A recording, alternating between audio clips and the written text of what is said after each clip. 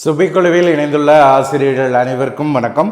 ஆசிரியர்களே, தற்பொழுது நாம் காண இருக்கக்கூடிய பகுதியானது முதுகலை பட்டதாரி ஆசிரியர் தேர்வு பிஜிடிஆர்பி எக்ஸாம் 2025. இந்த தேர்விற்கு தயாராகக்கூடிய நமது சுபைக்குழு ஆசிரியர்கள் கவனத்திற்கு நம்முடைய சுபைக்குழுவின் சார்பாக இந்த பிஜிடிஆர்பி எக்ஸாமிற்கு ஒவ்வொரு பாடத்திற்கும் வெற்றியை அடிப்படையாக கொண்டு பயிற்சிகள் தேர்வுகள் ஒவ்வொன்றையுமே நம்ம கொடுத்துட்ருக்கோம். அதில் குறிப்பாக இந்த தமிழ் பாடத்தை எடுத்துக்கிற பட்சத்தில் A to Z கொடுக்கப்பட்டுள்ள புதிய பாடத்திட்டத்தில் புதியதாக சேர்க்கப்பட்டுள்ள கண்டென்ட் உங்களுக்கு இப்போ கொடுக்கப்பட்டுள்ள யூனிட் பார்த்திங்கன்னா யூனிட் 1 முதல் 10 வரைக்கும் கொடுத்துருக்காங்க. இந்த 10 யூனிட்டில் புதியதாக யூனிட் பார்க்கும்போது 9, 10 புதுசாக நம்மளுக்கு மாற்றி கொடுத்துருக்குறாங்க. அதுக்கு பிறகு யூனிட் 6, ஸோ யூனிட் 1ல், யூனிட் 5ல், யூனிட் 4ல்னு சொல்லி இடையில வந்து பார்த்திங்கன்னா கண்டென்ட் வந்து பார்த்திங்கன்னா ஆட் பண்ணியிருக்காங்க. ஸோ இப்போ ஆட் பண்ணியிருக்கக்கூடிய இந்த கண்டென்ட் அது மட்டும் இல்லாமல் புதியதாக கொடுக்கப்பட்டுள்ள இந்த யூனிட், ஸோ இதை ஃபுல்லாக முழுமையாக உள்ளடக்கி நம்ம என்ன செய்கிறோம், பயிற்சிகளானது உங்களுக்கு நம்ம கொடுத்துட்ருக்கோம். அதன் அடிப்படையில் இன்றைய பயிற்சி வகுப்பானது உங்களுக்கு வந்து பார்த்திங்கன்னா நாவல், சரிங்களா, இந்த நாவலில் வந்து பார்த்திங்கன்னா ஒவ்வொரு ஆசிரியர்களையுமே தொகுத்து, ஏன்னா நம்ம வந்து மொத்தமாக 100 வினாக்கள் 200 வினாக்கள் கொடுக்கும் பொழுது ஆசிரியர்களுக்கு வந்து பார்த்திங்கன்னா அந்த ஆசிரியர்களுடைய டாபிக் வைஸாக இருந்தால் கொஞ்சம் நல்லா இருக்குமேங்கிற கருத்தை ஏற்று ஒவ்வொரு ஆசிரியர்களிடமிருந்தும் தொகுத்து நம்ம என்ன செஞ்சுருக்கோம், இந்த பகுதியில் 200 வினாக்களானது காண இருக்கிறோம். சுபிக்குழு ஆசிரியர்கள் இந்த வாய்ப்பை பயன்படுத்திக்கோங்க. இது போக நம்முடைய சுபிக்குழுவின் சார்பாக 55,000 ஒன்லைனரோட ஸ்டடி மெட்டீரியல் உங்களுக்கு நம்ம இந்த பிஜிடிஆர்பிக்கு கொடுக்குறோம். ஸோ இங்கே கொடுக்கக்கூடிய இந்த தகவல்களை மட்டும் நீங்கள் ஃபாலோ பண்ணாலே போதும். ஸோ இரண்டாவதாக வந்து பார்த்திங்கன்னா டெஸ்ட் பேஜ் நம்ம கண்டக்ட் பண்ணி கொண்டு போயிட்டுருக்கோம். ஸோ இந்த டெஸ்ட் பேஜ் உங்களுடைய அரசு பணிக்கு உங்களை தயார் செய்வதற்கு ஏதுவான பகுதி. ஸோ இந்த டெஸ்ட் பேஜை தவிர்த்து இப்போ பார்த்திங்கன்னா கிட்டத்தட்ட ஒரு 20,000 வினாக்கள் ரிவிஷனுக்கு நம்ம ரெடி பண்ணிகிட்ருக்கோம். ஸோ அதில் 18,500 வினாக்கள் தற்பொழுது ரெடி பண்ணி என்ன செய்கிறோம், அவங்களுக்கு கொரியர் கொடுத்துட்ருக்கோம். கிட்டத்தட்ட 7 தொகுதிகளை உள்ளடக்கிய இந்த கொஷின் பேங்க் உங்களுக்கு யூனிட் வைஸாக, அது மட்டும் இல்லாமல் கடைசியில் ஃபுல் மாடல் டெஸ்ட்டுங்கிற கான்செப்டில் நம்ம உருவாக்கி கொடுத்துருக்கோம். ஸோ இதை நீங்கள் ஃபாலோ பண்ணும் பொழுது வினாக்கள் வெளியில் செல்வதற்கு வாய்ப்பு கிடையாது. ஸ்டாண்டர்டாக வந்து பார்த்திங்கன்னா ஒவ்வொரு யூனிட் வைஸாக இம்பார்ட்டன்ஸை ஃபுல்லாக தொகுத்து உங்களுக்கு நம்ம கொடுத்துருக்கோம். அப்படி பயன்படுத்தும் பொழுது உங்களுடைய தவறுகளை நீங்கள் குறைத்து மதிப்பெண்ணை அதிகப்படுத்துவதற்கு வாய்ப்பு இருக்கும். ஒவ்வொரு யூனிட் வைஸாக ஒரு 1000 கொஸ்டின்ஸுக்கு மேலே நம்ம என்ன செஞ்சுருக்கோம், க்ரியேட் பண்ணியிருக்கோம். ஸோ இதுதான் நம்ம பிஜி தமிழுக்கு பண்ணக்கூடியது. ஸோ இதை நீங்கள் ஃபாலோ பண்ணும்போது உங்களுக்கு சிறந்ததாக இருக்கும். கடைசியில் நம்ம என்ன செய்கிறோம், 10 வந்து பார்த்திங்கன்னா யூனிட் வைஸ் டெஸ்ட்டும் உங்களுக்கு அடுத்து ஃபுல் மாடல் டெஸ்ட்டும் கொடுத்து எக்ஸாமுக்கு உங்களை அனுப்பி வைக்கிறோம். இது உங்களுக்கான அரசு பணிக்கான வழிமுறை. சுபைக்குழு ஆசிரியர்கள் பயன்படுத்திக்கோங்க.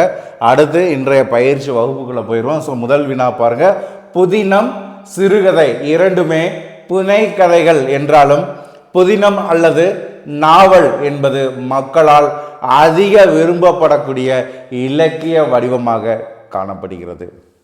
நாவலின் பெருவாரியான வளர்ச்சி எப்பொழுது தொடங்கியது? கிபி 18 இருந்து தொடங்கியது. எனினும் கிபி 10ஆம் நூற்றாண்டிலேயே பெருநாவல் மரபு காணப்பட்ட நாடு எதுனா சீனா. கிபி 10ஆம் நூற்றாண்டில் பெரு நாவல் மரபு காணப்பட்ட நாடு எதுனா சீனா. நாவல் என்பதை குறிக்கக்கூடிய நோவல்ஸ் என்ற சொல் லத்தீன் மொழி சொல்லாக காணப்படுகிறது. நாவலின் தாயகம் என்று அழைக்கப்படக்கூடிய நாடு எது? நாவலின் தாயகம் என்று அழைக்கப்படக்கூடிய நாடு இத்தாலி. உலக நாவலின் தந்தை என்று போற்றப்படக்கூடியவர் பொக்காஷியோ. உலக நாவலின் சிகரம் ஷெர்வாண்டிஸ். உலகின் முதல் நாவல் பாமெல்லா. ஆங்கில நாவலின் தந்தை என்று அழைக்கப்படக்கூடியவர் ரிச்சர்ட்சன். இந்திய நாவலின் தந்தை பங்கிம் சந்திர சட்டர்ஜி. தமிழ் நாவலின் தந்தை மாயூரம் வேதநாயகம். ஸோ கிட்டத்தட்ட வந்து பார்த்திங்கன்னா தந்தைங்கிற கான்செப்டிலே எத்தனை வினாக்கள் இருக்குன்னு பார்த்துக்கோங்க. வங்க மொழியில் வெளிவந்த முதல் இந்திய நாவலாக கருதப்படக்கூடியது துர்கேஷ நந்தினி. இந்த துர்கேஷ நந்தினியின் ஆசிரியர் யாருன்னா பகிம் சந்திர சட்டர்ஜி. இயற்கையோடு சேர்ந்து வாழ வேண்டும் என்ற கருத்துடைய எலோராஸ் என்ற நாவலை படைத்தவர் யார்னா ரூசோ. தமிழில் எழுதப்பட்ட முதல் நாவல் எது? தமிழில் முதல் நாவலானது பிரதாப முதலியார் சரித்திரம். கதை வடிவில் அமைந்த ஆதியூர் அவதானி சரிதம் என்ற நாவல் படைத்தவர் சேஷ ஐயங்கார். கதை வடிவில் அமைந்த ஆதியூர் அவதானி சரிதம் என்ற நாவல் படைத்தவர் சேஷ ஐயங்கார். தமிழன் இரண்டாவது புதினமாக காணப்படக்கூடியது கமலாம்பாள் சரிதம். சரி, கமலாம்பாள் சரித்திரம். சரி,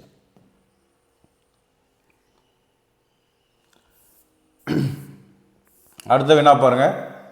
தமிழின் மூன்றாவது புதினமானது பத்மாவதி சரித்திரம். உண்மையான வாழ்க்கையினையும் வாழ்வின் பழக்க வழக்கங்களையும் வெளியிடும் ஓவியமே நாவல் என்று கூறியவர் கிளாரா ரீவி. நாவலை வசன காவியம் என்று கூறியவர் யார்? வேதநாயகம் பிள்ளை. நாவல் என்பது சமகால வரலாறு என்று கூறியவர் ஜார்ஜ் மூர். புதினம் என்பது இனிப்பு தரமான இலக்கிய பசி கொண்ட அனைவரும் விரும்புவர் என்று கூறியவர் வில்லியம் தாக்ரே. மகிழ்வூட்டலை முதல் கருவாகவும் நன்னெறி ஊட்டலை முதல் கருத்தாகவும் கொண்டது சிறந்த நாவல் என்று கூறியவர் மாதவையா. சிறுகதையே புதினத்தின் முதல் வளர்ச்சி நிலை என்றும் சிறுகதையில் இருந்தே புதினம் தோன்றியிருக்க வேண்டும் என்றும் கூறியவர் ஹட்சன். ஸோ இது ஃபுல்லாக அதனுடைய தோற்றம் குறித்த செய்திகள். அடுத்து பார்த்தீங்கன்னா நம்மளுக்கு கொடுத்துருக்கக்கூடிய முதல் டாபிக் வந்து யார் கொடுத்துருக்குறாங்கன்னா மாயூரம் வேதநாயகம் பிள்ளை. ஸோ இவருடைய பெயர் வேதநாயகம் பிள்ளை. பெற்றோர் சவரிமுத்து பிள்ளை, ஆரோக்கியமேரி. இவருடைய ஊர் வந்து பார்த்தீங்கன்னா திருச்சி மாவட்டத்தில் உள்ள குளத்தூர். இவருடைய பணி வந்து பார்த்தீங்கன்னா 1856 தரங்கம்பாடி முனிசிப்பில் பணிபுரிந்தார். ஆண்டு வந்து பார்த்தீங்கன்னா 1856 தரங்கம்பாடியில் முன்சிப் பணி மேற்கொண்டார். பிறகு மாயவரம் மாவட்ட நீதிபதியாக பணிபுரிந்தார். மாயவரத்தின் நகர்மன்ற தலைவராக இருந்தவர். சதன் கோர்ட் தீர்ப்புகளை முதல்ல தமிழில் மொழிபெயர்த்தவர் யாருன்னா மாயூரம் வேதநாயகம் பிள்ளை. தமிழகத்தில் முதலாக மாயவரத்தில் பெண்கள் பள்ளியை தொடங்கியவர் இவர். கொங்குராயர் கோத்திர மதனில் வந்து அவதரித்த செந்தமிழ் குருசில் என மாயூரம் வேதநாயகம் பிள்ளையை பாராட்டியவர் யாருன்னா மீனாட்சி சுந்தரம் பிள்ளை. மீனாட்சி சுந்தரம் பிள்ளை இவரை பாராட்டினார்.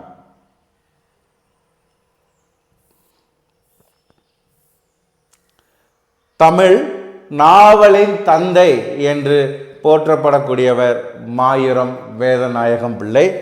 தமிழில் இந்த மாதிரி உரைநடை நவீனம் பொதுமக்களுக்கு அளிக்கப்படவில்லை என்ற முன்னுரையுடன் தொடங்கக்கூடிய நூலானது பிரதாப முதலியார் சரித்திரம். தமிழின் முதல் நாவல் தான் இந்த பிரதாப முதலியார் சரித்திரம். காப்பிய தலைவரே கனவு கூறும் போக்கில் அமைந்த நாவல் எது? காப்பிய தலைவரே கனவு கூறும் போக்கில் அமைந்த நாவல் எதுனா பிரதாப முதலியார் சரித்திரம். நாவலை பற்றிய ஆங்கில மொழி விமர்சனத்தில் பிரதாப முதலியார் சரித்திரத்தின் போக்கானது ரொமான்டிக் எபிசோட். தனது நாவலை வசன காவியம் என குறிப்பிட்டவர் மாயூரம் வேதநாயகம் பிள்ளை. பிரதாப முதலியார் சரித்திரம். ஸோ நல்லா கவனிய, பிரதாப முதலியார் சரித்திரத்தில் முதல் பதிப்பு வெளியான ஆண்டு என்ன? 1879. பிரதாப முதலியார் சரித்திரத்தில் முதல் பதிப்பானது 1879 வெளிவந்தது.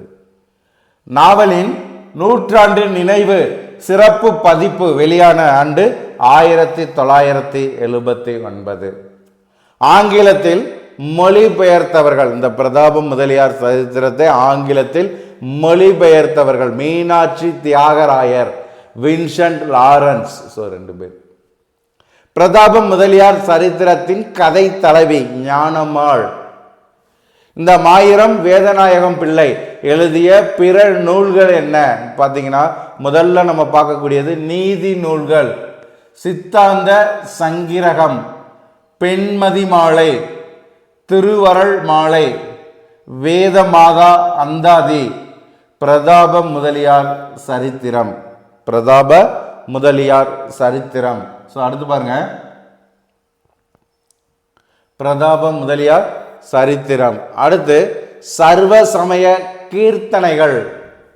சர்வ சமய கீர்த்தனைகள், சுகுண சுந்தரி, சத்திய வேத கீர்த்தனைகள், பொம்மை கல்யாணம், பெரிய நாயகி அம்மன் பதிகம், தேவ தோத்திரமாலை, பெண் கல்வி பெண் மானம். பெண் கல்வி பெண் மானம். ஸோ இது ஃபுல்லாக இவருடைய படைப்பாக இருக்கக்கூடியது. பிரிட்டிஷ் இந்தியாவில் முதல் நீதிபதியாக, பிரிட்டிஷ் இந்தியாவின் முதல் நீதிபதியாக நியமிக்கப்பட்டவர் மாயிரம் வேதநாயகம் பிள்ளை. தமிழ் நாவல் உலகின் தந்தை மாயிரம் என்ற வாழ்க்கை வரலாற்று நூல் படைத்தவர் யார்? NV கலைமணி. முன்சிப் வேதநாயகம் பிள்ளை என்றும் மாயூரம் வேதநாயகம் பிள்ளை என்றும் அழைக்கப்பட்டவரினுடைய இயற்பெயர் என்னன்னா சாமுவேல் வேதநாயகம் பிள்ளை. சாமுவேல் வேதநாயகம் பிள்ளை கிபி 1805 முதல் 1861 வரை, அதாவது 54 ஆண்டு காலம் சதன் கோர்ட் ஆங்கில தீர்ப்புகளை மொழிபெயர்த்து சித்தாந்த சங்கிரகம் என்ற நூலை வெளியிட்டவர்.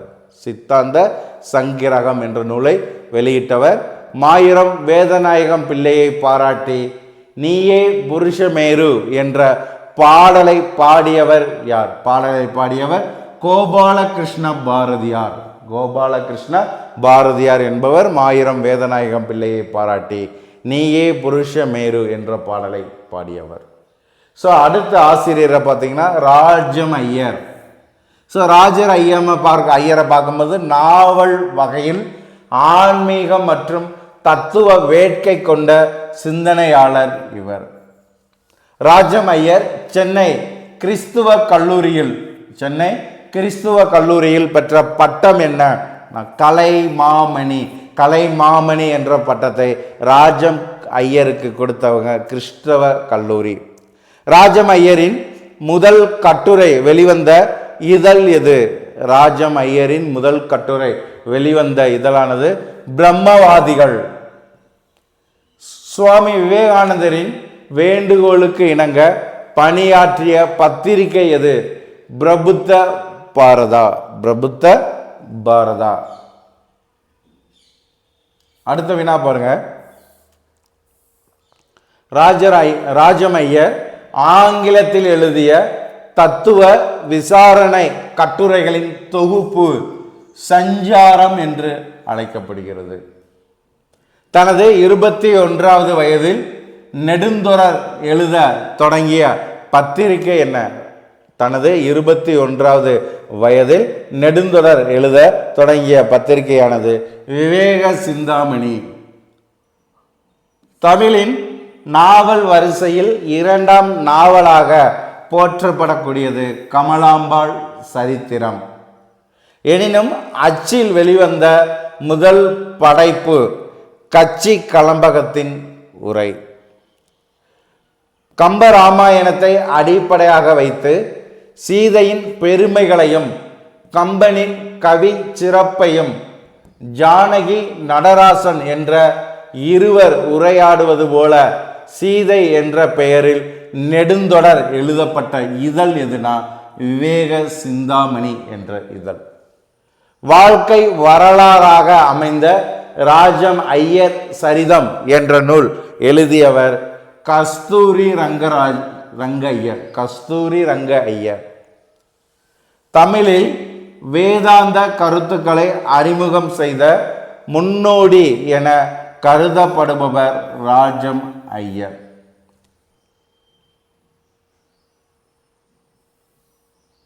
மதுரை ஜில்லாவில் சிறுகுளம் என்ற கிராமம் உண்டு. அந்த கிராமத்து நடுத்தெருவின் மத்தியில் பெரிய வீடு என தொடங்கக்கூடிய நாவல் எது? கமலாம்பாள் சரித்திரம். இந்த கமலாம்பாள் சரித்திரத்தினுடைய முக்கிய கதாபாத்திரம் யாதுன்னா முத்துச்சாமி ஐயர். நாவல் கதை தலைவியின் பெயர் கமலாம்பாள். இந்த நாவலுக்கு ராஜம் ஐயர் இட்ட பெயர் என்ன? ஆபத்துக்கு இடமான அபவாதம். கதையை வாசிப்பவர்களுக்கு நெஞ்சில் நிற்கும் கதாபாத்திரம் என்ன? நெஞ்சில் நிற்கும் கதாபாத்திரம் அம்மையப்ப பிள்ளை.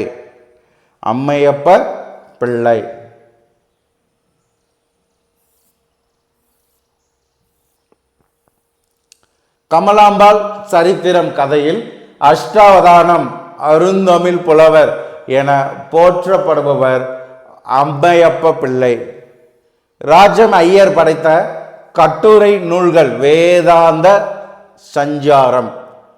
இதுவரை வந்த நாவல்களில் தலைமை ஸ்தானம் வகிப்பது கமலாம்பாள் சரித்திரம்தான்.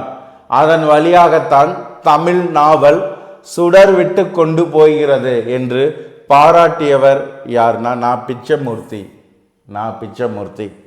கமலாம்பாள் நாவலுக்கு பின் அதனோடு ஒப்பிடக்கூடிய நாவல் இன்னும் வரவில்லை என்று கூறியவர் சீசு செல்லப்பா. 1893 தொடராக தொடங்கிய நாவல் 1896 நூலாக இது வெளிவந்தது. தமிழில் வெளியான முதல் தொடர்கதை நாவலானது கமலாம்பாள். அடுத்து நம்ம பார்க்கக்கூடியது மாதவையா. எழுத்தின் மூலம் சமூகத்தில் மாற்றம் கொண்டு வர முடியும் என்ற நம்பிக்கை கொண்ட எழுத்தாளர் தான் மாதவையா. இவர் பிறந்த ஊர் பெருங்குளம். தான் பயின்ற சென்னை கிறிஸ்துவ கல்லூரியில் ஆசிரியராகவும் பின்னர் ஆந்திராவின் கஞ்சம் மாவட்டத்தில் உப்பு சுங்க இலாக்கா அதிகாரியாகவும் பணியாற்றியவர் மாதவையா. இவர் வெளியிட்ட இதழ்கள் சொல்லி பார்க்கும்போது தமிழ் நேசன், பஞ்சாபிர்தம். இது ரெண்டும் இவர் வெளியிட்ட இதழ்கள். 1914 ஆண்டு நடைபெற்ற கவிதை போட்டியில் முதல் பரிசு பெற்று தந்த கவிதையானது இந்திய கும்மி. மாதவையாவின் தமிழ் ஆசிரியர் யாருன்னா லட்சுமண போத்தி என்பவர் மாதவையாவின் தமிழ் ஆசிரியர். தன்னுடைய இறுதி காலம் வரை சென்னை பல்கலைக்கழகத்தின் செனட் உறுப்பினராக பதவி வகித்தவர் மாதவையா. செனட் சரியா மெயினானது பார்த்துக்கோங்க. கல்லூரி காலகட்டத்தில் மாதவையா எழுதிய ஆங்கில கட்டுரைகள் வெளிவந்த இதழ் எது? Madras Christian College magazine. மாதவையாவின் புனை பெயர் பம்பா. அமுத கவி சாவித்ரி, இந்துதாசன், கோணகோபாலன், குசிகர் கோணகோபாலன், குசிகர், நாரதர். இது ஃபுல்லா இவருடைய புனை பெயர்கள். கம்பராமாயணம், சிலப்பதிகாரம், மணிமேகலை ஆகியவற்றில் உள்ள சில பாடல்களுக்கு மாதவையா எழுதிய உரைகளின் தொகுப்பானது இலக்கிய செல்வம் ஆகும். குழந்தைகளுக்காக மாதவையா எழுதிய கதைகளானது மார்க்கண்டேயன் கதை, நந்தனார் கதை, மணிமேகலை கதை, குழந்தைகளுக்காக மாதவ ஐயா எழுதிய கதைகளானது மார்க்கண்டேயன் கதை, நந்தனார் கதை, மணிமேகலை கதை. மாதவ ஐயா எழுதிய ஆங்கில நாவல்களானது தில்லை கோவிந்தன், சத்யானந்தன், கிளாரிந்தா, லெப்டினன்ட் பஞ்சு. ஸோ இது ஃபுல்லாமே மாதவ ஐயா எழுதிய ஆங்கில கவிதைகளின் தொகுப்பு. ஷேக்ஸ்பியரின் ஓதல்லோவை தழுவி மாதவ ஐயா இயற்றிய ஓரங்க நாடகமானது உதயலன். உதயலன் என்பது ஷேக்ஸ்பியரின் ஓதல்லோவை தழுவி மாதவ ஐயா இயற்றிய ஓரங்க நாடகம்.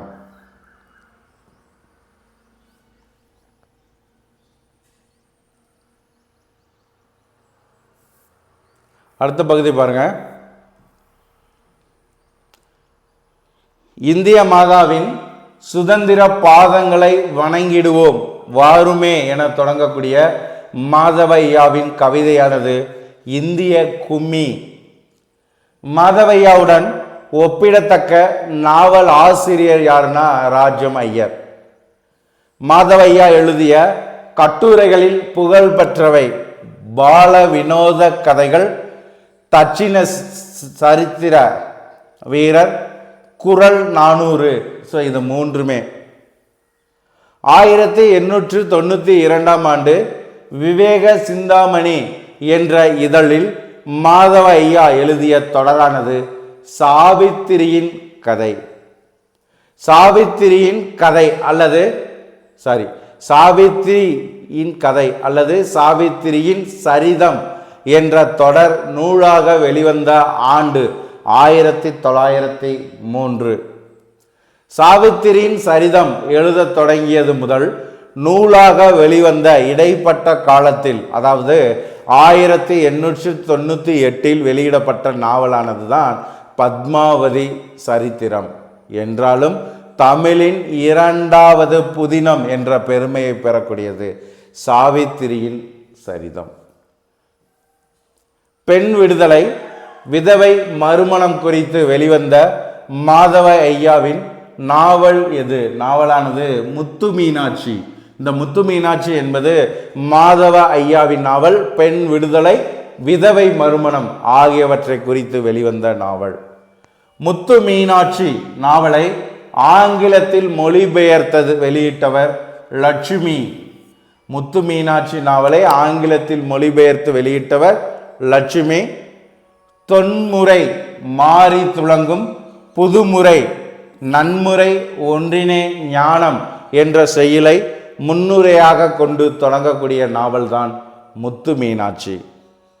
முத்து மீனாட்சி நாவலை பதிப்பித்தவர் கால சுப்பிரமணியர். மாதவ ஐயா எழுதிய பத்மாவதி சரித்திரம் நாவலை பாடநூலாக பயன்படுத்தியது சென்னை பல்கலைக்கழகம். பத்மாவதி சரித்திரம் நாவலை பத்மாவதி என ஆங்கிலத்தில் மொழியாக்கம் செய்தவர்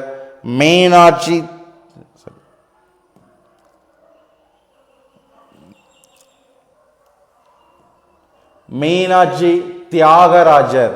பத்மாவதி சரித்திரம் நாவலை பத்மாவதி என ஆங்கிலத்தில் மொழியாக்கம் செய்தவர் மீனாட்சி தியாகராஜர். அடுத்து பாருங்க, பத்மாவதி சரித்திரம் நாவல்.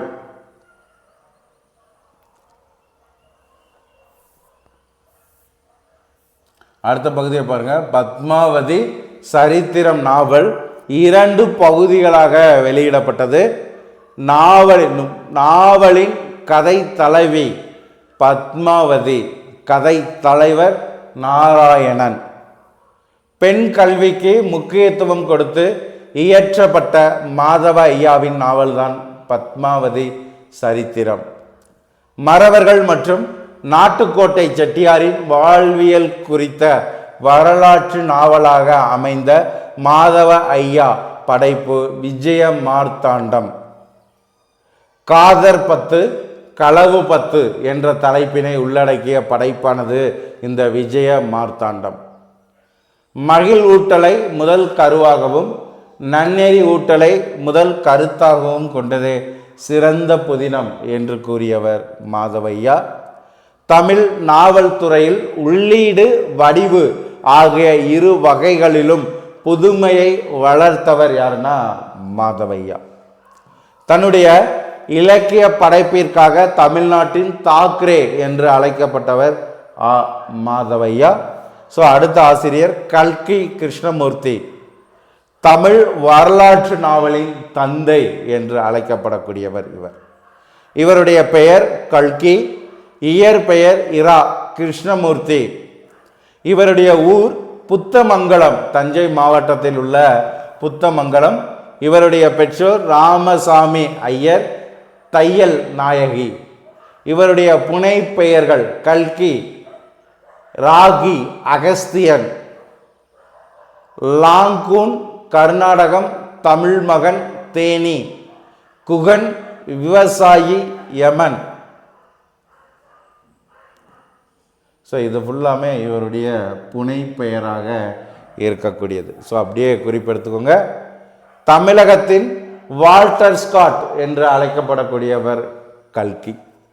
கல்கி எழுதிய முதல் கட்டுரை நூலானது ஏட்டிக்கு போட்டி. தேனி என்ற புனைப்பெயரில் உலக அரசியல் பற்றி எழுதிய இதழானது நவசக்தி. கல்கியின் முதல் சிறுகதை தொகுதி சாரதையின் தந்திரம். கல்கியின் முதல் சரித்திர நாவல் பார்த்திபன் கனவு. கல்கியின் முதல் நாடகம் சந்திரஹாசன். கல்கியின் முதல் தொடர்கதை கல்வனின் காதலி. கல்கியின் முதன்மையான திரைப்பட பாடல் காற்றினிலே வரும் கீதம். கல்கியின் நாவல்களில் திரைப்படமாக எடுக்கப்பட்ட புகழ்பெற்ற நாவல். இந்திய விடுதலை போரை மையமாக வைத்து எழுதப்பட்ட கல்கியின் நாவல். கல்கியின் நாவல்களில் சிறந்ததாகவும் பல்லவர்களின் வரலாற்றை கூறுவதுமாகவும் அமைந்தது. இந்தியாவின் பைன் ஆர்ட்ஸ் சொசைட்டி என்ற அமைப்பால் கல்கி அவர்களுக்கு வழங்கப்பட்ட விருது. ஸோ இது ஃபுல்லாக முக்கியமானது, அப்படியே அண்டர்லைன் பண்ணிக்கோங்க. ஸோ இதுக்கான ஆன்சர் சர்ச் பண்ணுங்கள், சரிங்களா? ஸோ சரியாக எனக்கும் இதாகலை, ஐடென்டிஃபை பண்ண முடியல. ஸோ அதனால தான் நம்ம என்ன செஞ்சுருக்கோம், கொஸ்டினோட ஸ்டாப் பண்ணியிருக்கோம். நீங்கள் ஆன்சரை செக் பண்ணுங்கள், நான் அடுத்து என்ன செய்கிறேன் உங்களுக்கு கொடுக்குறேன்.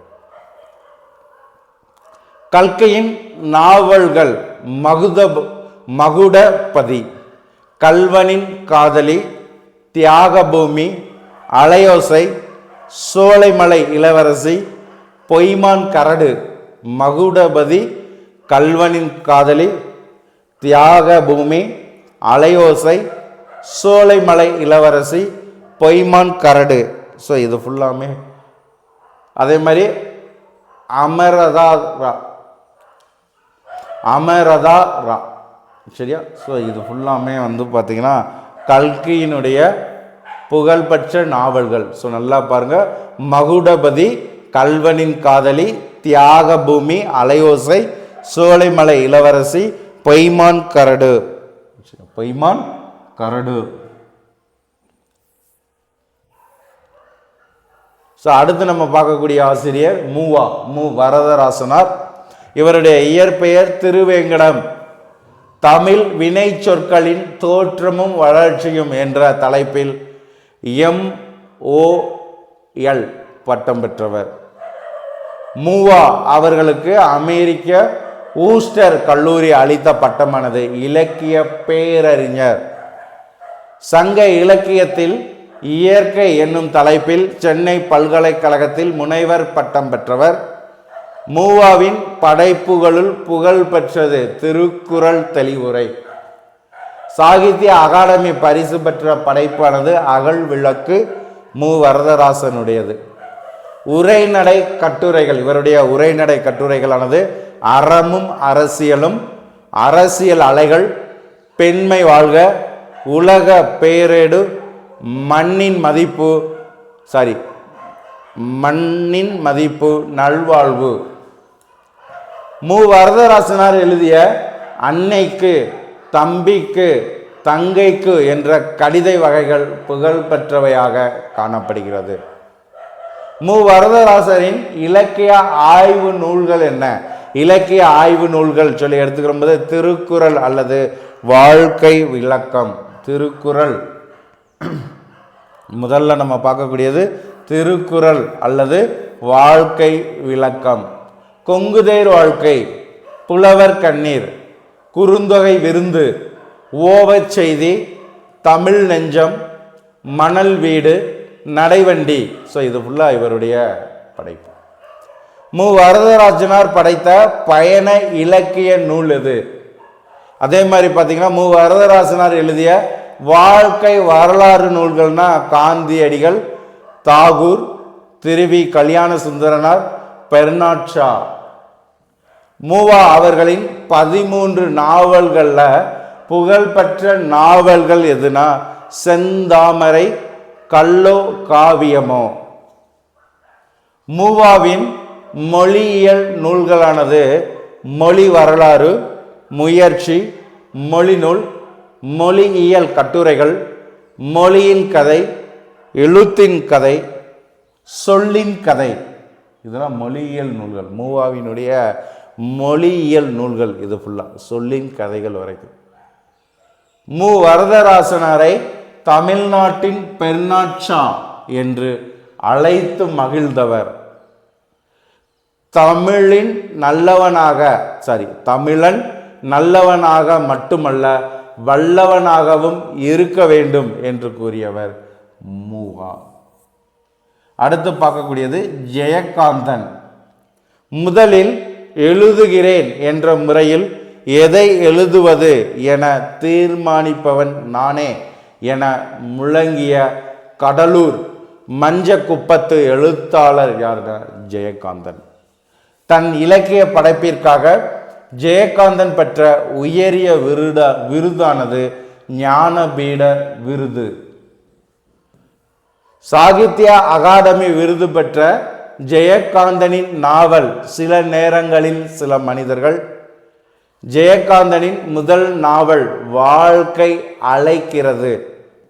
இவருடைய புகழ்பெற்ற நாவல்கள் பாரிஸுக்கு போ, கங்கை எங்கே போகிறாள், சில நேரங்களில் சில மனிதர்கள், ஒரு நடிகை நாடகம் பார்க்கிறாள், ஒரு மனிதன் ஒரு வீடு ஒரு உலகம், சுந்தரகாண்டம், ஜெய ஜெய சங்கர, கைவிலங்கு, ரிஷி மூலம், சினிமாவுக்கு போன சித்தாளு, சுந்தரகாண்டம், பிரம்ம உபதேசம். சுந்தரகாண்டம், பிரம்ம உபதேசம். ஸோ இது ஃபுல்லாமே இவருடைய நாவல்கள். தமிழ்நாட்டின் மாப்பஷான் என்றும் கதை உலகின் இமயம் என்றும் போற்றப்பட்டவர் இவர். யாரு? ஜெயகாந்தன். சோவியத் நாடு நினைவு பரிசினை வென்ற ஜெயகாந்தனின் நாவல் எது? இமயத்திற்கு அப்பால். இமயத்துக்கு அப்பால். நான் தினமும் உறங்கும் போது என் தலையணைக்கு அடியில் வைத்து உறங்கும் புத்தகம் ஜெயகாந்தனின் யாருக்காக அழுதான் புத்தகம்தான் என்று கூறியவர் கண்ணதாசன். அடுத்து பார்க்கக்கூடியது தி ஜானகிராமன். இசையை எழுத்தாக்கிய அபூர்வ எழுத்தாளரான தஞ்சை மாவட்டத்து தேவங்குடி எழுத்தாளர் தி ஜானகிராமன். தீஜாவின் நாவல்களில் புகழ்பெற்றதும் தலை சிறந்ததுமாக அறியப்படக்கூடியது மோகமுள். வாழ்க்கையின் மேல் கனவுகளின் திரையை விரித்த கலைஞன் என தீஜாவை பாராட்டியவர் சுந்தர ராமசாமி. தி ஜானகிராமன் அவருடைய நாவல்கள் அமிர்தம், மலர் மஞ்சம், மரப்பசு, அம்மா வந்தாள், அன்பே ஆரமுதே, உயிர்த்தேன், செம்பருத்தி, அடி, நலபாகம். ஸோ இது ஃபுல்லாமே இவருடைய படைப்பாக இருக்கக்கூடியது. நலபாகம் இவருடைய படைப்பு. தமிழின் நெடும்பரப்பில் தீஜா ஓர் அற்புதம் என பாராட்டியவர் கானா சுப்பிரமணியன். அடுத்து நம்ம பார்க்கக்கூடியது கீரா என்று அழைக்கப்படக்கூடிய கி ராஜநாராயணன். கீரா என்றும் கரிசல் இலக்கியத்தின் தந்தை என்றும் அறியப்படக்கூடியவர் கி ராஜநாராயணன். நான் மலைக்குத்தான் பள்ளிக்கூடத்தின் பக்கம் ஒதுங்கினேன், ஆனால் பள்ளிக்கூடத்தை பார்க்காமல் மலையையே பார்த்து கொண்டு இருந்து விட்டேன் என்று கூறியவர் கீரா. திரைப்படமாக எடுக்கப்பட்ட கீராவின் குறு நாவல் எதுனா கிடை. கீராவின் படைப்புகளில் மூன்றாம் பாலினத்தவரான திருநங்கையரை பற்றிய கதை எதுனா கோமதி. சொன்னால் நம்ப முடியாததுதான், நாச்சியார் அம்மாவா இப்படி மாறுவாள் என்று நினைக்கவே இல்லை என தொடங்கக்கூடிய கதையானது கன்னிமை. 1958 ஆண்டு சரஸ்வதி இதழில் வெளியான கீராவின் முதல் சிறுகதை எதுனா மாயமான். மாயமான் என்பது கீராவின் முதல் சிறுகதை, சரஸ்வதி இதழில் வெளியானது. வட்டார இலக்கியத்தின் முன்னத்தி ஏர், தமிழ் எழுத்துலகின் பீஷ்மர் என்றெல்லாம் போற்றப்படக்கூடியவர் இவர் கீரா. நான் என்பதில் 3/4 பங்கு இசை, 1/4 பங்குதான் கதை என்று கூறியவர் கீரா. கீராவின் அனைத்து சிறுகதைகளும் தொகுக்கப்பட்டு நாட்டுப்புற கதை களஞ்சியம் என்னும் பெயரில் தொகுப்பாக வெளிவந்த ஆண்டு 2007. கீராவின் அனைத்து சிறுகதைகளும் தொகுக்கப்பட்டு நாட்டுப்புற கதை களஞ்சியம் என்னும் பெயரில் தொகுப்பாக வெளிவந்த ஆண்டு 2007. கீராவின் கதைகளில் மார்க்சிய கருத்தியலின் சாயல் காணப்பட்ட கதைகள் எது? கதவு, தோழன் ரங்கசாமி, அவர் தொழிலாளர். சரியா, அவர் தொழிலாளர். அடுத்து பாருங்க, வேட்டி, வேலை, வேலை, வேலையே வாழ்க்கை. கீராவின் பிற சிறுகதைகள் என்ன? தொத்தை பருத்தி, கனிவு, பேதை, நிலைநிறுத்தல், ஜடாயு, கரண்டு, பாரத மாதா, மனிதம், குடும்பத்தில், ஒரு நபர், ஒரு சிறிய தவறு, எழுத மறந்த கதை. ஸோ இது ஃபுல்லாமே இவருடைய சிறுகதைகள். கீராவினுடைய இயற்பெயர் ராயங்கள ஸ்ரீ கிருஷ்ணராஜ நாராயணன். கீராவின் சாகித்ய அகாடமி படைப்பானது கோபல்ல கிராமத்து மக்கள், கரிசல் வட்டார வழக்கு அகராதி படைத்தவர் கி ராஜநாராயணன். அடுத்து பார்க்கக்கூடியது ராஜம் கிருஷ்ணன். தமிழகத்தின் மூத்த பெண் பத்திரிகையாளராக அறியப்படும் ராஜம் கிருஷ்ணன் திருச்சிராப்பள்ளி முசிறியை சேர்ந்தவர். திருச்சிராப்பள்ளி முசிறியை சேர்ந்தவர் ராஜம் கிருஷ்ணன். தன் படைப்புகளுக்காக கதை களத்திற்கு நேரடியாக சென்று மக்களுடன் பழகி அவர்களின் உணர்வுகளை எழுதுபவர் இவர். தூத்துக்குடி உப்பள தொழிலாளர்களின் நிலையை நேரடியாக கண்டு எழுதப்பட்ட இவருடைய நாவலானது கரிப்பு மணிகள். பீகார் பகுதியை கதைக்களமாக கொண்டு எழுதப்பட்ட இவருடைய நாவல் முள்ளும் மலரும். பெண் குரல் என்ற நாவலுக்காக ராஜம் கிருஷ்ணன் பெற்ற விருது கலைமகள் விருது. கலைமகள் விருது. பாரதிய பாஷா பரிஷத் மற்றும் இலக்கிய சிந்தனை பரிசு பெற்ற இவருடைய நாவல் சேற்றில் மனிதர்கள். ராஜம் கிருஷ்ணனின் முதல் நாவல் சுதந்திர ஜோதி. சுதந்திர ஜோதி என்பது ராஜம் கிருஷ்ணனுடைய முதல் நாவல். கம்யூனிஸ்ட் தலைவர் மணலூர் மணியம்மை பற்றி எழுதப்பட்ட நாவலானது பாதையின் பதிந்த அதிகள். பாரு என்ற கதாபாத்திரத்தோடு நீலகிரி வாழ் படகர் இன மக்களை பற்றிய நாவலானது குறிஞ்சி தேன். ராஜம் கிருஷ்ணனின் சாகித்ய அகாடமி விருது பெற்ற நாவலானது வேருக்கு நீர். பெண் சிசு கொலையை மற்றும் அதற்கான காரணங்களை ஆராய்வதாக அமைந்த புதினமானது மன்னிகத்து பூந்துளிகள். சிவகாசி தீப்பெட்டி தொழிற்சாலையில் அல்லல் படும் குழந்தை தொழிலாளர்கள் பற்றிய இவருடைய நாவல் கூட்டு குஞ்சுகள். மீனவர்களின் துயரினை எடுத்துரைத்த நாவல் அலைவாய் கரையில்.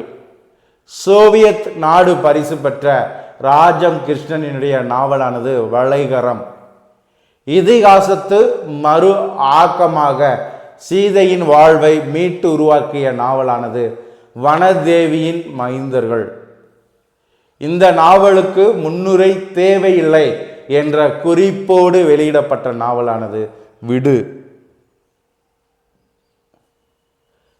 இவருடைய புகழ்பெற்ற நாவல்கள்